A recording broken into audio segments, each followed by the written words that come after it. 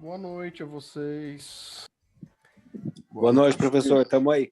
Vamos aí, na força. Bom, pessoal, é isso aí, então. Passaram bem a semana, estudaram alguma coisa, tem alguma dúvida da semana passada? Pra mim, tranquilo. Beleza.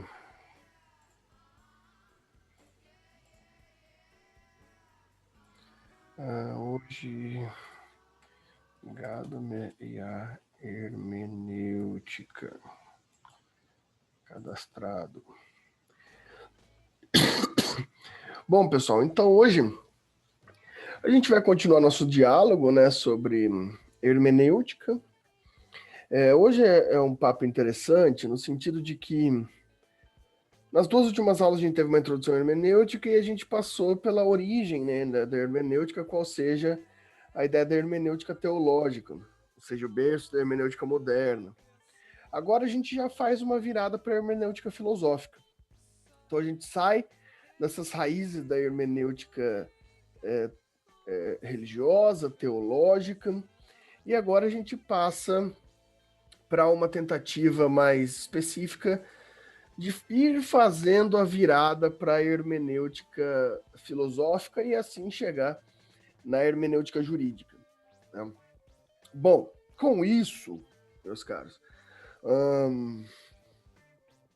a gente vai ter a introdução agora já da hermenêutica filosófica. Nas próximas aulas a gente vai passar por pelo menos 3 autores aqui importantes. Hoje o Gadamer, Heidegger e Habermas.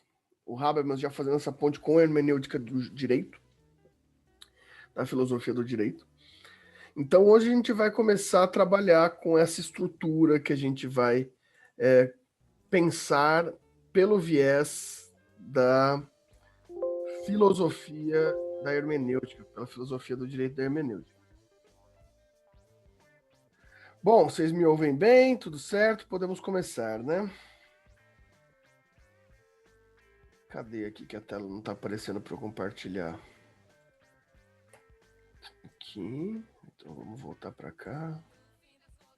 Agora apareceu. Bom.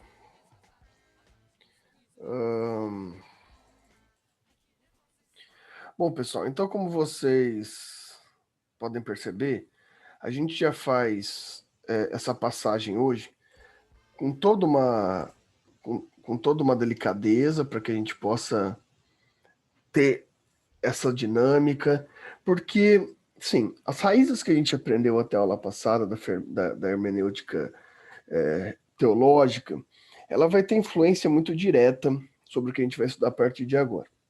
Entretanto, é importante a gente observar que a hermenêutica filosófica, ela vai ter suas raízes na teológica, só que ela vai ter um método muito mais específico, né? Um objetivo. Porque, queira ou não, a hermenêutica religiosa, a hermenêutica teológica, ela tem um objetivo muito central ali, que é a ideia da interpretação de textos bíblicos, né? Que tem seu método próprio, né? A teologia tem seu método específico, né? De interpretação.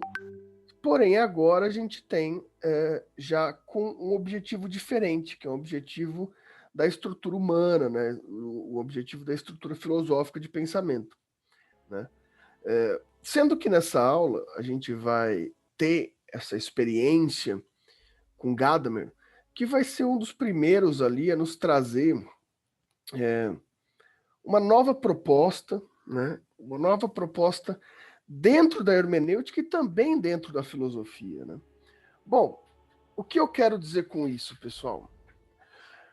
O Gadamer, o Hans-Georg Gadamer, ele faz parte de uma escola filosófica que tem muita referência, muita contemplação com o que a gente pode chamar de existencialismo, né?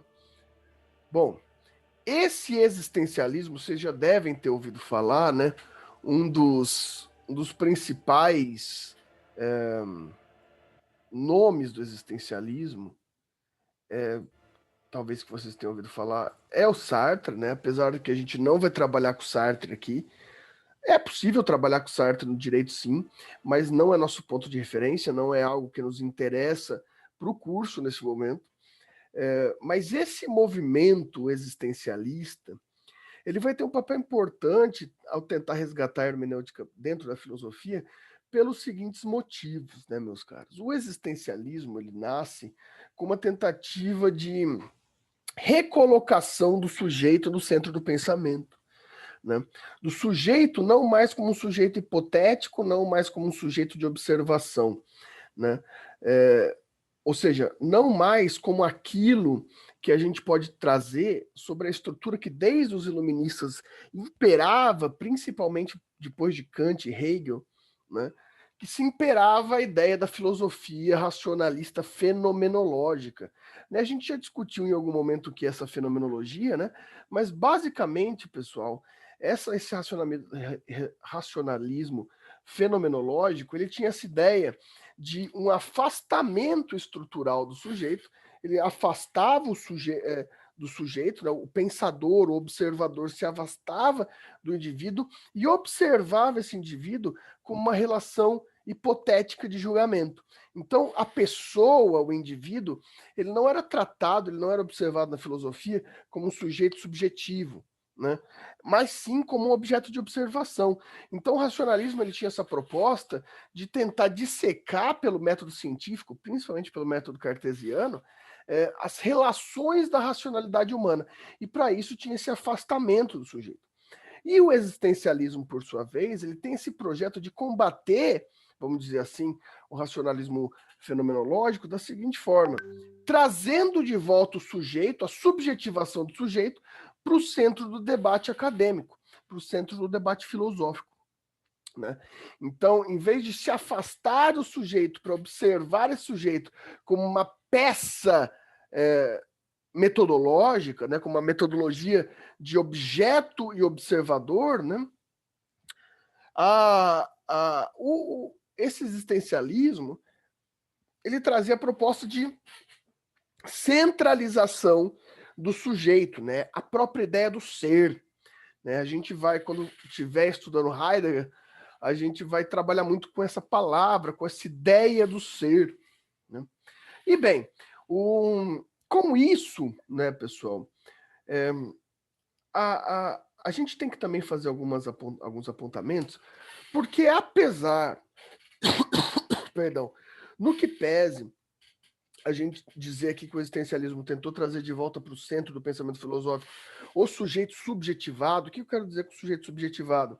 O sujeito em si, né? O sujeito com as suas nuances, com as suas características, né? O pensamento, a intuição, né? Essa questão menos racionalista do sujeito, né? Sujeito de apropriação.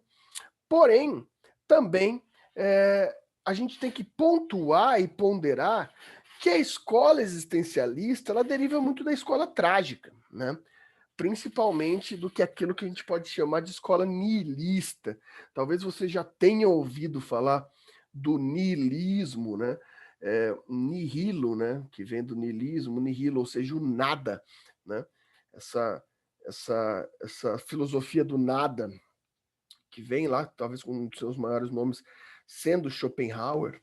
Alguns colocam Nietzsche também nessa perspectiva, apesar de eu não concordar se Nietzsche de fato é um niilista, não vejo dessa forma, tá, pessoal? Mas isso também é um debate acadêmico que não cabe a nós nesse momento. Apesar da gente estar fazendo um debate acadêmico, né? Mas na filosofia do direito, eu digo, não cabe a nós discutir se de fato há um racionalismo teológico, um niilismo nietzschiano ou não.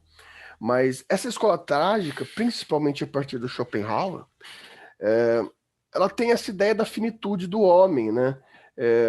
Do deslocamento do sujeito para um desencanto com o mundo, né? Apesar do sujeito, ou seja, aqui a gente tem de fato um sujeito no centro do pensamento, mas um sujeito trágico, né? Trágico aqui, pessoal, a gente não tem que pensar como um trágico,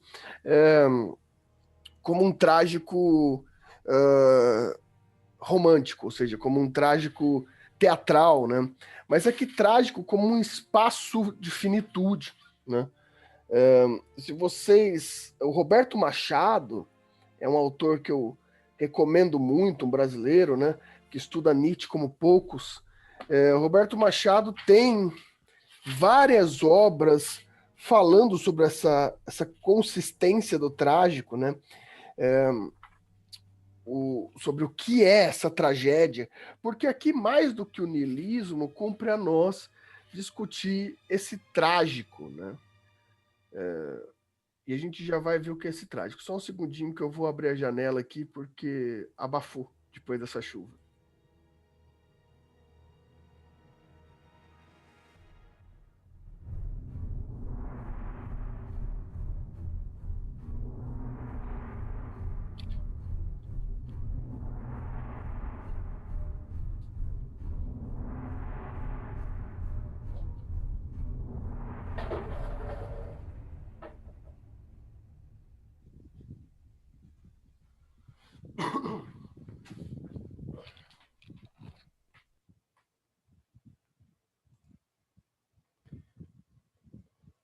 Voltamos.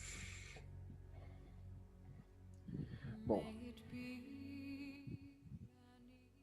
vamos continuar aqui.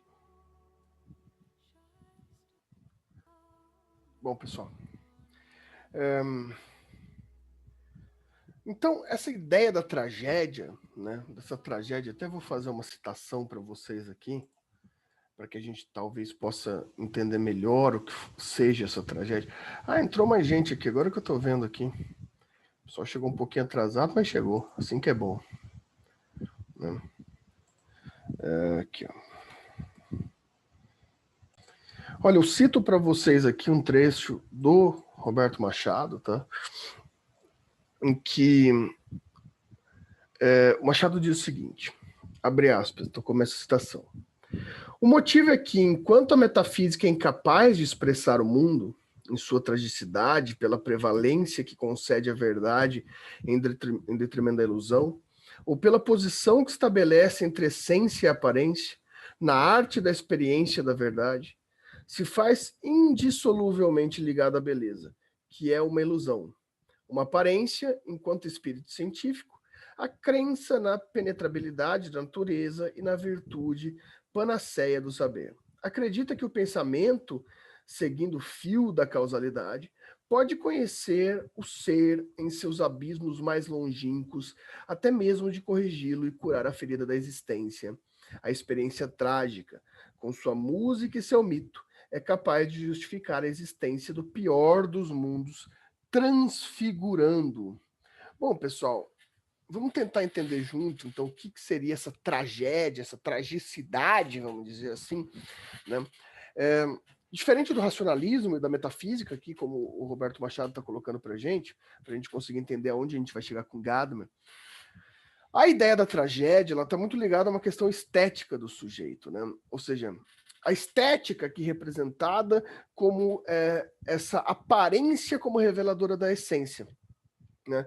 Então, a estética, a aparência revela a essência, ou seja, as verdades mundanas, vamos dizer assim, né? O bom, o justo e o verdadeiro, né? Ou seja, olha só que interessante. A verdade está na aparência, e isso é essencial.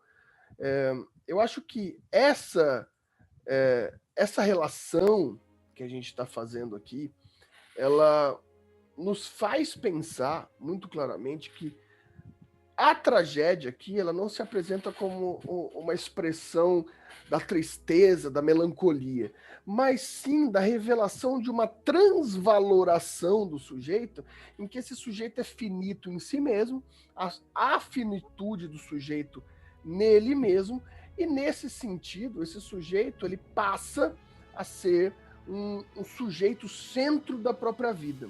Só que, claro, com essa delimitação do desencanto, né? O desencanto sobre o mundo que está em volta dele. Ele se transvalora-se. Os valores muito pertinentes à racionalidade, né, os juízos de valor, eles são transvalorados. O valor passa a ser o homem em si mesmo. É muito polêmico, né? E muito estranho para muita gente pensar nessa tragédia, nesse niilismo a partir desse viés, o homem como finitude em si mesmo, mas vai ser muito interessante essa provocação trágica trazida pelo existencialismo, justamente para a gente conseguir ter uma relação bem saudável com o que vai ser a transposição da hermenêutica para a filosofia e, por conseguinte, para o direito. Então vamos voltar para o slide aqui, meus caros.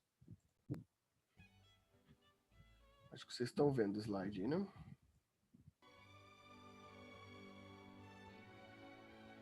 Bom.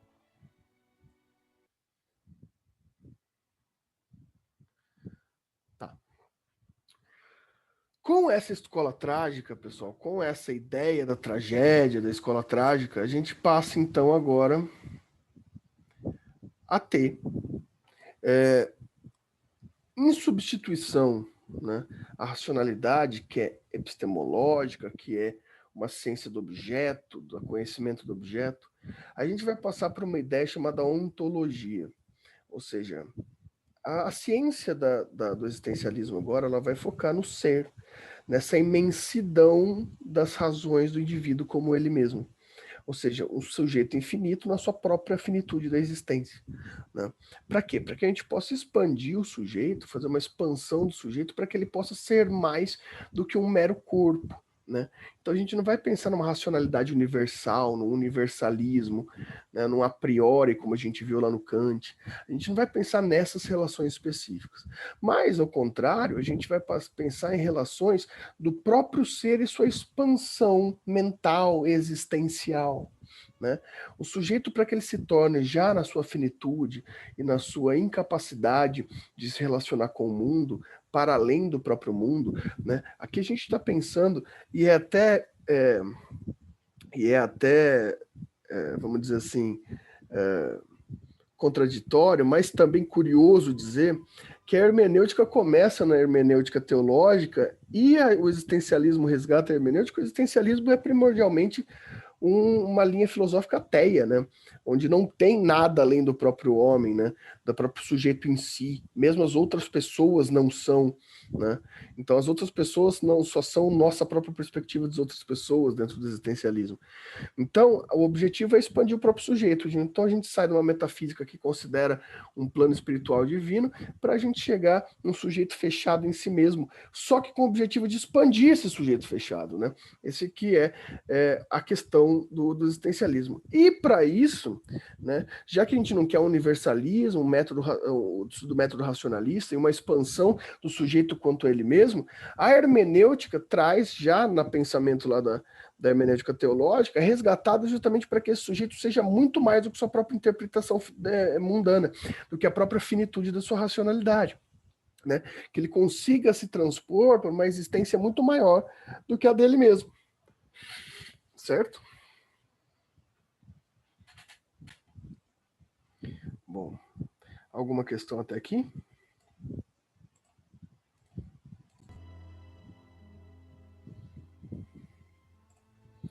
Beleza, então.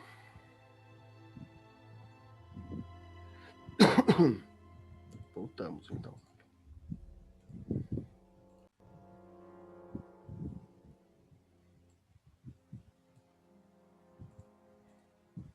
Tá. Agora a gente entra propriamente no Gadamer. Tá? Bom, pessoal, esse autor, Hans-Georg Gadamer, a gente vai trabalhar com um conceito dele que é muito interessante, né? Porque se a gente está falando de existencialismo, niilismo e toda essa relação, ele vai trazer para a gente uma ideia chamada teoria da verdade. Só que é interessante a gente pensar em teoria da verdade, né? Porque justamente os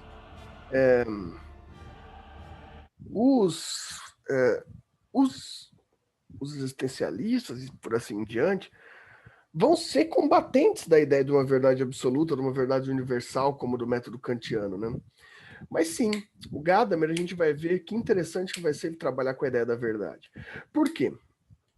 Essa teoria da verdade para o Gadamer, ela vai se relacionar com aquilo que a gente pode chamar de um método, tá? A teoria da verdade vai ser, então, uma opção metodológica, é o método que expressa uma universalização do fenômeno interpretativo. Não, calma aí. Então agora eu já estou mais confuso do que eu estava antes. Por quê? Tá, é um método, uma metodologia para encontrar a verdade, né? Que uma verdade na interpretação por uma universalização do fenômeno. Mas espera aí, verdade e verdade universal são conceitos kantianos, são conceitos racionalistas. Como que a gente introduziu falando de existencialismo, do plano individual do sujeito, da ontologia, da estrutura do ser, e o Gadamer está querendo uma universalização do fenômeno interpretativo. Bem, não é a mesma universalidade que o Kant propõe, pessoal. Não é. Definitivamente não é a mesma universalidade, né? Porque o universalismo da teoria da verdade do Gadamer, ele está muito mais ligado com a verdade do espaço em que se encontra aquele sujeito, ou seja, a capacidade do sujeito em si encontrar nele mesmo uma estrutura de verdade a partir da linguagem, ou seja, que ele universalize um conceito de verdade a partir de si mesmo em sua interpretação. Como assim? Bom, para que a gente possa compreender como que seria essa universalização do fenômeno interpretativo da verdade, o Gadamer vai nos alertar que é necessário a gente ter uma principiologia. Ou seja, o princípio adotado por Gadamer nessa estrutura é aquilo que a gente vai chamar de estado da arte como entendimento, ou estado de entendimento. O que seria esse estado da arte, pessoal? Estado da arte é uma expressão da filosofia, principalmente da filosofia da estética, quando a gente quer dizer sobre o estado em que algo se encontra, né? Então, o estado da arte, ele representa, quando se diz o estado da arte, é observar determinado elemento no estado onde ele se encontra. E o Gadamer, ele quer buscar o estado da arte, ou seja, o estado onde se encontra do entendimento, né? Do entendimento. O estado da arte do entendimento, para o Gadamer, ele vai ajudar a gente a interpretar e sobrepujar a racionalidade a partir de um exercício ontológico, no exercício do ser. Bom, é importante então que o sujeito observador, ele para entender o estado de entendimento, ele possa ter um elemento concreto do seu próprio entendimento a partir do que a gente pode chamar de historicidade, né? Ou seja, o elemento da historicidade, do progresso histórico, da fundamentação da história a partir das razões ontológicas, das razões do ser, elas vão ter essa relação importante para que a gente encontre o estado da arte do entendimento. Mas o estado da arte do entendimento de quem? Do interlocutor que a gente está fazendo, né? Ou seja, quando a gente quer interpretar alguém, a gente vai ter que tentar analisar elementos concretos da pessoa a qual a gente está querendo interpretar naquele tempo. Porque para o Gadamer, a verdade depende do tempo. A verdade depende da historicidade. A verdade depende daquilo que, na filosofia, muita gente chama de Zeitgeist, né? Zeitgeist, se a gente for traduzir do alemão diretamente, a gente vai poder entender como espírito do tempo, né? É um conceito filosófico que ele vai refletir, ele vai dizer que é um reflexo apreendido, né? É um sentimento, ou seja, aqui a gente já tem muito mais do que um racionalismo, né? Porque a gente está mexendo com intuição e sentimento, não mais só com razão, mas uma sensação, um sentimento, né, que só era possível senti-lo naquele tempo específico. Querem um exemplo? Pessoal, imaginem vocês daqui 20 anos. Né? Daqui 20 anos, quando vocês quiserem contar para uma pessoa jovem, para uma pessoa que tenha 20 anos, como era o tempo de pandemia. Né? Você pode tentar contar para ela, mas a nossa experiência de vida, ela vai ter a nossa experiência, o nosso zeitgeist desse tempo que a gente vive agora, ela vai ter uma relação diferente com o zeitgeist daqui 20 anos. Né? As próprias conclusões e experimentações do nosso tempo são diferentes das conclusões e experimentações que a gente vai ter daqui 20 anos. O sentimento, as relações que a gente tem com esse tempo de agora, eles são próprios do nosso tempo. Ou seja, nosso entendimento, a nossa forma de entender as coisas, nossas formas de absorver as coisas, elas dependem de um sentimento, olha que diferente do racionalismo, um sentimento, uma sensação, um sentimento próprio que só o tempo e as condições das quais a gente está submetido pela nossa ontologia, né, pelo nosso ser naquele tempo, podem definir a verdade daquele tempo. Né? É a mesma coisa, vocês já ouviram, por exemplo, a gente vai, na aula de história, a gente vai falar de regime militar. A gente pode ler aquilo a partir da historicidade, da história, mas o sentimento das pessoas envolvidas ali vão ser bem diferentes. Das pessoas, porque vão ter vários sentimentos diferentes sobre aquele tempo. Concorda? Então vejam que interessante. A gente trabalhar com o sentimento do tempo, com os zeitgeist, permite revelar que a forma como a gente conta uma estrutura histórica não é a mesma forma que a gente sente enquanto vive a historicidade. Né? E esse eu acho que é um ponto importante para a gente aqui. Né? Então, olha só que interessante. Para o Gadamer, a verdade só é verdade, enquanto ela puder ser sentida, enquanto ela puder ser apreensível, enquanto ela for sentimento. Então, verdade existe se você sente que aquilo é verdade. Não é interessante isso? É extremamente existencialista e não racionalista isso. A verdade só é verdade enquanto você sente a verdade. Nossa, é bem interessante isso. Eu realmente acho bem interessante isso. Bom, por isso que a sensibilidade da historicidade, não da história, mas da historicidade, ou seja, a gente cavar e desbravar o movimento histórico filosoficamente, né, o tempo filosoficamente, é definir quem era e como sentia o indivíduo naquele tempo. E essa fórmula apreensível, essa subjetivação, né, como a gente viu aqui, essa concretude pessoal dentro da historicidade, ela vai permitir com que a gente desvende e descubra fórmulas de interpretar o tempo, de interpretar a história, de interpretar as coisas, a partir desse sentimento existencialista pessoal, mas pela concretude da história. Então a história passa a ser um elemento extremamente importante, desde que ele venha acompanhado da historicidade, da busca dos zeitgeist do tempo, da busca dos sentimentos do tempo naquela estrutura. Entendem?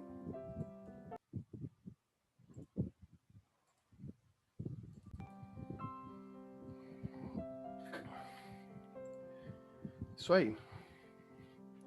Bom, como a gente fez semana passada, eu vou continuar fazendo essa semana. Vamos dar um intervalinho, né?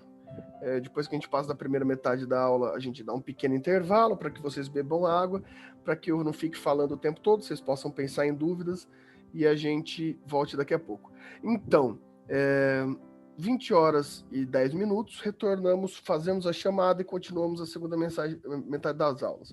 5 minutinhos de intervalo para todos vocês. Nos vemos em 5 minutos.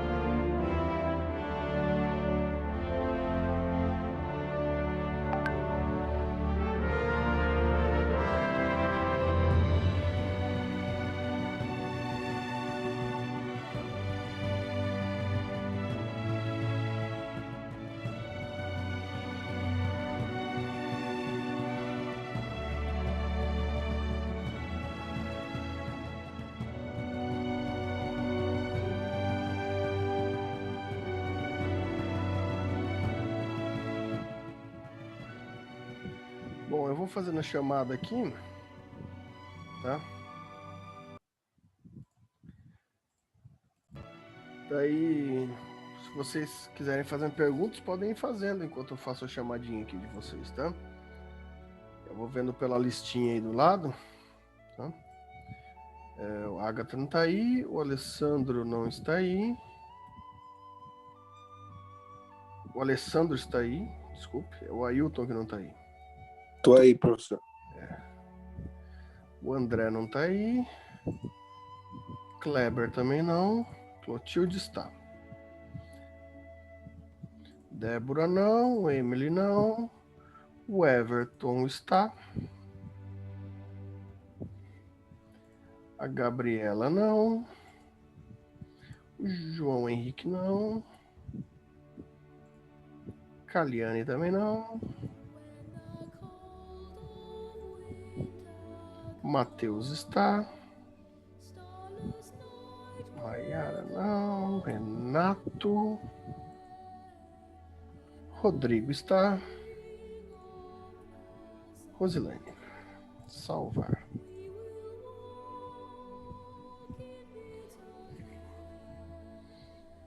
Isso aí. Retornando então.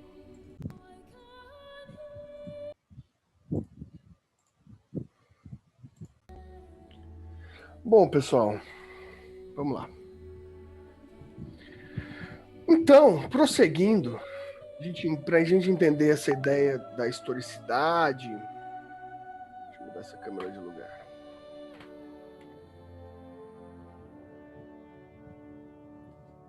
Acho que aqui tá legal. Bom, voltando para a ideia da historicidade, essa hermenêutica da historicidade, o que devemos entender? O leitor, então aqui a gente já está disposto dentro da filosofia, que o leitor, o interpretador de um texto, então aqui a gente já vê uma virada bem interessante, ele deve exercitar essa concretude dele, a concretude pessoal, por meio da historicidade. O que isso significa dizer? Significa dizer que esse leitor, esse interpretador, ele vai retirar de si o zeitgeist, essa concretude pessoal do seu tempo, e deve se transpor para a concretude pessoal do tempo do autor, daquele que ele interpreta. Para isso, ele deve entender que o princípio do entendimento que ele vai usar, do estado da arte do entendimento, vai ser indissociável, vai ser necessário que ele haja essa abertura linguística, ou seja, pegar a linguagem, pegar a interpretação da palavra, da intenção da palavra, e mergulhar num conjunto de estruturas que possam fazer ele investigar o sentido daquela palavra no tempo. Porque o Gadamer ele tem uma estrutura muito interessante de se pensar, que é o que se quer dizer quando se diz, né? O que se quer dizer quando se diz. Por que essa ideia? Porque para o Gadamer vai ser interessante a gente pensar que a fala, né, ela passa por uma dificuldade, ela passa por uma estruturação que sempre vai encontrar barreiras do entendimento. Para o Gadamer, qualquer coisa que a gente diga, escreva ou queira se comunicar, ela vai ter uma grande dificuldade, um desafio, que vai ser a passagem do intelecto para a linguagem. Por quê? Porque o pensamento ele não se expressa pela linguagem. A linguagem seria uma codificação, a linguagem seria uma reestruturação, a linguagem seria uma fórmula de mapeamento, uma matemática de expressão do pensamento. Ou seja, quando a gente diz, a gente não diz o que a gente pensa. A gente diz algo para querer dizer o que se encontra no nosso pensamento. Interessante isso. Acho bem interessante essa ideia. Por quê? Porque a nossa fundamentação de pensamento, ela deve se converter a linguagem por um único motivo. O nosso pensamento só se converte em linguagem para alcançar o interlocutor.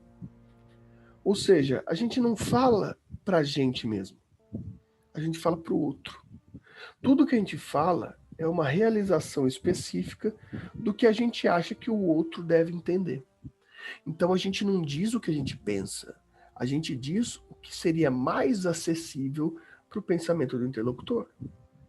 E já que isso é uma realidade, a busca da historicidade da filosofia da hermenêutica, a busca do filósofo da hermenêutica da historicidade, é não só pensar como é o sentimento específico da história, mas pensar no sentimento da história a fim de desvendar o que na fala se quer dizer com a fala.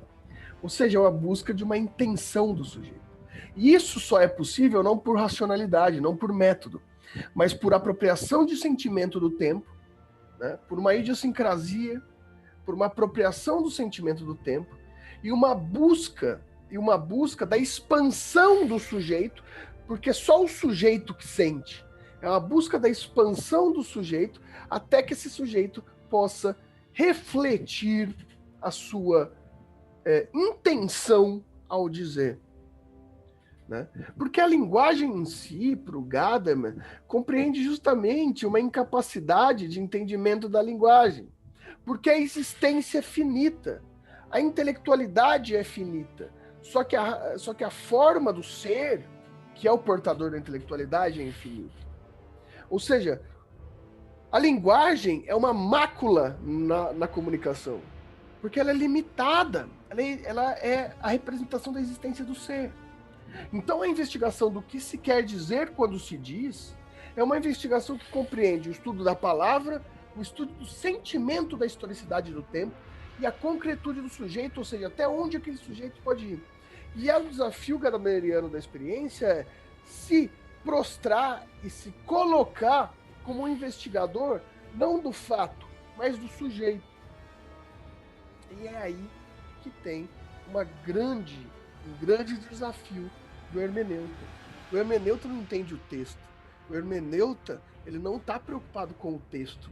O hermeneuta, o filósofo da hermenêutica, ele está preocupado em uma genealogia do sujeito, da expansão de si mesmo ao ponto de poder expandir uma investigação sobre o ser outro, sobre o outro sujeito que esse sim quis dizer quando disse. É um exercício bem interessante. Né? Vocês entendem isso até aqui? Alguma questão até aqui? Sempre perguntando. Certo.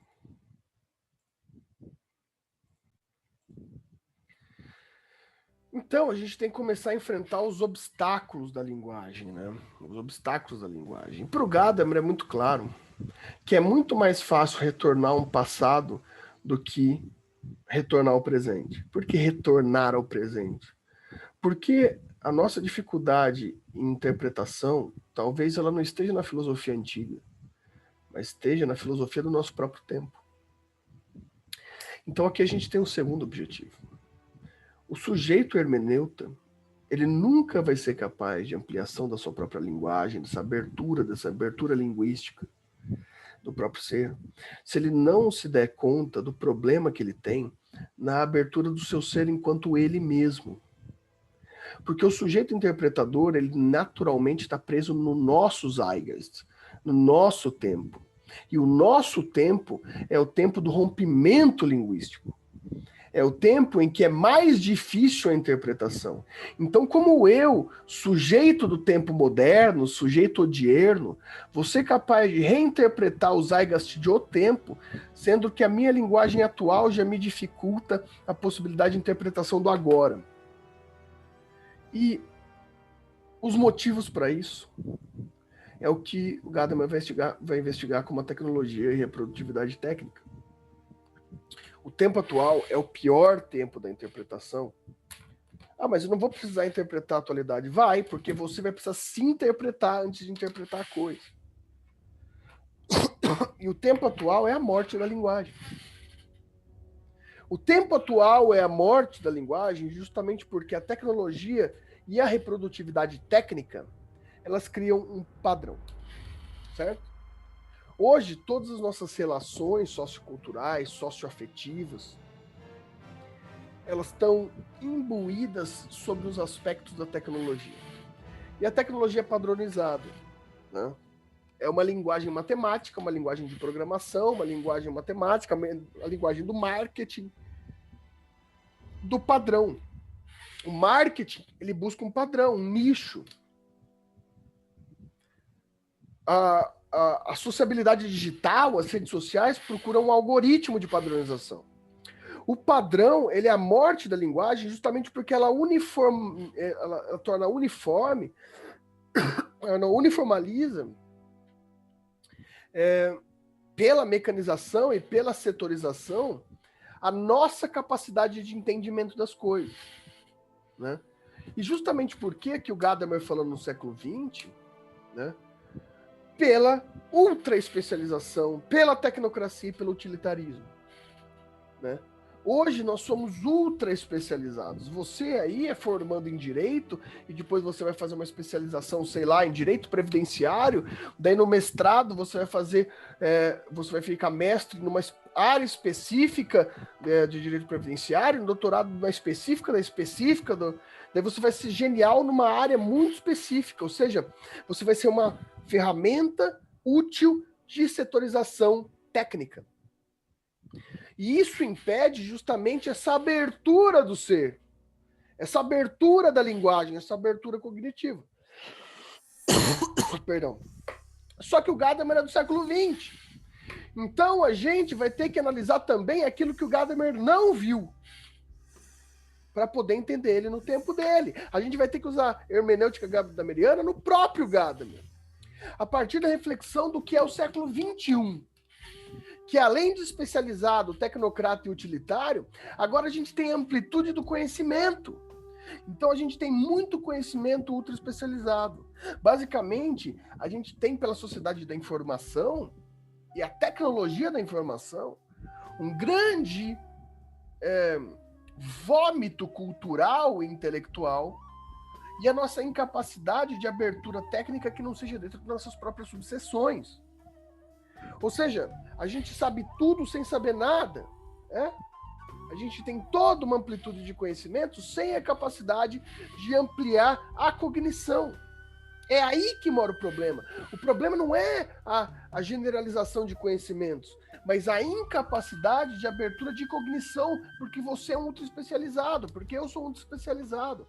A gente, apesar de ter todos os dias informações de entretenimento, psicologia, direito, artes, ciências, a gente não tem capacidade de abertura cognoscível, justamente porque a nossa formação de Zeitgeist é técnica, é utilitária. Então, todas essas informações, elas sempre têm um prisma de um paradigma utilitário. Ainda que se exista uma amplitude de conhecimento a partir da própria tecnologia, essa amplitude de conhecimento ela não transpassa a barreira da tecnocracia. Com isso, a comunicação sensível é afetada. A apreensão do conhecimento é afetada. Por isso que você que é do direito, vê um monte de gente falando coisa do direito aí e fala, todo mundo agora é jurista.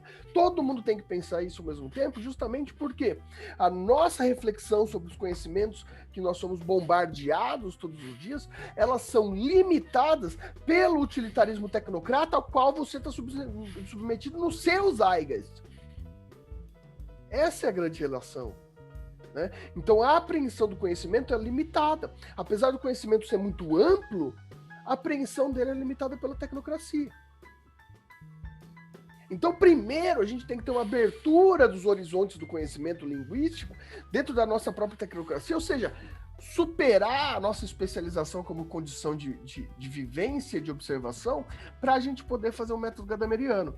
Só que daí, para a gente entender essa nossa limitação, né, a gente tem que entender o que é a experiência da linguagem e o que é o preconceito linguístico. Né? Porque o conhecimento prévio das coisas, e setorizado, e utilitário, influencia na compreensão de todas as outras informações que a gente tem que não são setorizadas. Então, o seu conhecimento prévio, o seu conhecimento setorizado e útil sobre as suas relações vai influenciar na sua forma de olhar de conhecimento que não está dentro da sua setorização. Essa é a dificuldade, por exemplo, nas aulas de filosofia. Né? A gente é criado dentro do sistema utilitário desde a escola, onde a gente é afogado por disciplinas técnicas. Você teve que estudar biologia, você teve que estudar logaritmo. Por quê? Pelo conhecimento da matéria? Não, pela utilidade do vestibular, e assim por diante. Então, ao se relacionar com uma disciplina como essa que a gente está tendo agora, que ela tem uma abertura cognitiva, a gente naturalmente tenta entendê-la sobre o prisma desse conhecimento prévio e setorizado. Isso é preconceito linguístico. Por isso que eu falei lá no ano passado, nessa primeira aula, no meio do ano, que a pior pergunta dessa disciplina seria: mas qual é a solução? Porque solução é um elemento primordialmente utilitário. Gasguei aqui. Querer uma resposta, e ainda mais querer uma resposta rápida, essa tendência utilitária, tecnocrata, da reprodutividade técnica, do acesso à informação rápida e concisa e não reflexiva. Então, esse é um exemplo, claro. Mas a forma como que você tem a dificuldade de aprender essas disciplinas propedêuticas, por exemplo, isso é só um exemplo. Isso são vocês, sou eu também. Vem justamente desse conhecimento prévio setorizado que nos dificulta a compreensão de algo que não está dentro desse conhecimento prévio setorizado. Né? É o preconceito linguístico a partir do arquétipo de forma linguística. Quando a gente ouve falar determinadas palavras, são gatilhos que apresentam e formam um arquétipo técnico e prejudicial para a nossa compreensão. Né? Tem uma pesquisa recente interessantíssima que voltou a ser divulgada, né? Sobre marketing. Marketing é uma das matérias que mais ajuda nisso, por mais técnica que ela seja, né? Sobre vendas, né? Sobre vendas de produto. Existem sotaques que vendem melhor determinados produtos que outros, por preconceito linguístico. Nessa pesquisa demonstra, por exemplo, que o sotaque nordestino ali, pernambucano, sergipano, né? Alagoano, que são os sotaques nordestinos mais pesados, né? Eles são muito bons para vender alimentos, mas são muito ruins para vender produtos de cultura. Por quê? Porque existe um preconceito linguístico nas zonas de compra, principalmente o eixo Rio-São Paulo, que não vê como intelectualização de cultura o sotaque nordestino. Por que será? Sendo que o Nordeste é um berço da intelectualidade cultural e da própria intelectualidade. Por conta de um preconceito linguístico tecnocrata. Isso é interessantíssimo, né? Isso é interessantíssimo. O sotaque influencia na forma como você julga o arquétipo da linguagem da pessoa. Isso é fabuloso. Eu me lembro, olha só, isso aí é um exemplo meu. Eu me lembro que quando eu estava no primeiro ou segundo ano de faculdade, teve um congresso na minha instituição, Faculdade de Direito, que o atual ministro do STF, o Luiz Fux, foi dar uma palestra. Ele ainda era ministro do STJ na época, ele não era do STF ainda. E o Fux é do Rio de Janeiro, o Fux é carioca, né? E eu me lembro que eu não conseguia pôr confiança no que ele falava na época, eu não entendia por quê, mas basicamente é porque ele tinha aquele sotaque carioca carregado, aquele sotaque surfista, e ele era muito bronzeado. E eu relacionei ele a tudo mesmo em uma intelectualidade jurídica. Olha que loucura!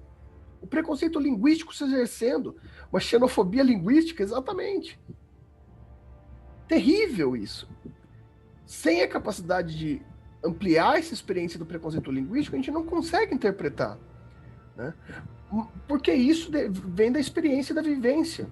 A linguagem é aberta, mas ela causa esses preconceitos apesar do que a gente chamou de Zeitgeist, né?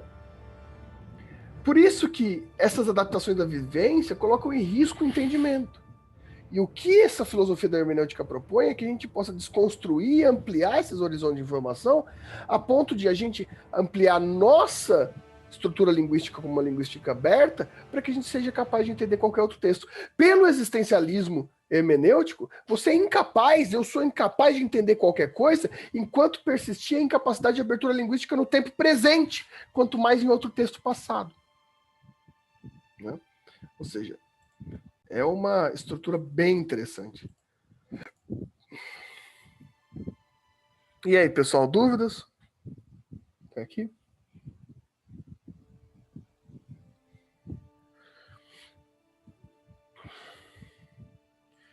Bem, pelo que eu tô vendo aí, o Ailton chegou, que eu não tinha colocado ele na chamada.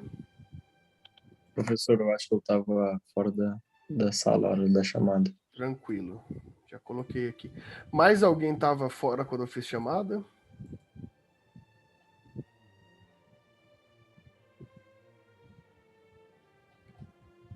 Então, beleza, pessoal. Uma boa semana para vocês. Material extra na... Oi? Oi, Clotilde? Eu também, eu tava fora. Não, Eu acho mas que eu tava fora também. você tava, mas internet... mas você tava aqui, porque você tá com presença aqui. Eu vi seu nome na lista aqui. Tá caindo bastante a minha internet aqui também. Tranquilo. Obrigada. Eu vou colocar um livro do Gadamer para vocês, alguns textos daqui a pouco estão lá, e também o vídeo da aula de hoje, ok? Então, bom final de semana a todos, bons estudos e até mais.